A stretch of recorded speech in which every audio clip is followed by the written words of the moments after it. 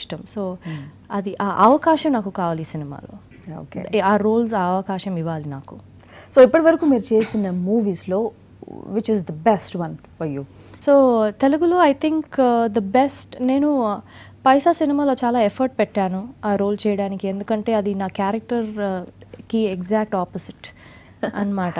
So ఆ character నేను రెండు క్వైట్గానే ఉన్నాము, we are both very quiet people. కానీ అమ్మాయి అయితే అసలు మాట్లాడదు అండ్ కళ్ళతోనే మాట్లాడుతుంది. చాలా సిగ్గు వస్తుంది అమ్మాయికి, బుర్కా వేసుకొని ఇలా మొత్తం ఫేస్ కవర్ చేసి ఓన్లీ ఐస్తో ఎలా ఎక్స్ప్రెషన్ ఇవ్వాలి అది నాకు అర్థం అవ్వలేదు. What should I do?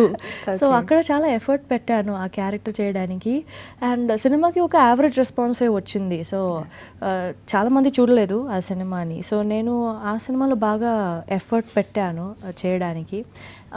ఇద్దరమాలతోకి బాగా మంచి కమర్షియల్ రెస్పాన్స్ అయితే ఆ సినిమా నుంచి వచ్చింది.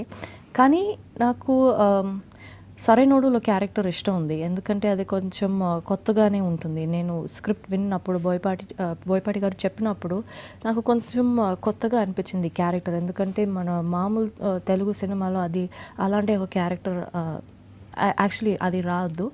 So I thought it was fresh and ఆ ట్రాక్ హీరోతో హీరో ఒక ఎమ్మెల్యే కోసం పడిపోతున్నారు, అది అస్సలు కొత్తగానే ఉంది. So I thought it was very funny, చాలా కొంచెం హ్యూమర్ ఉంది, గుడ్ హ్యూమర్ ఉంది అండ్ అది స్క్రీన్ పైన చాలా ఎంటర్టైనింగ్ ఉంటుంది. People will want to see next ఏం అవుతుంది, నెక్స్ట్ ఏం అవుతుంది, క్యూరియాసిటీ ఉంటుంది మొత్తం కూడా.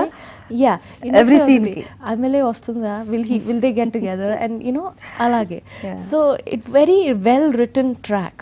మాక్సిమం అన్ని క్యారెక్టర్స్కి అన్ని హోంవర్క్స్ బాగానే చేస్తున్నారు. అవును, నేను ఏదైనా క్యారెక్టర్ అయితే చేస్తాను, కానీ కొన్ని క్యారెక్టర్స్ ఉన్నాయి కొంచెం ఎక్కువ చేయాలి. సో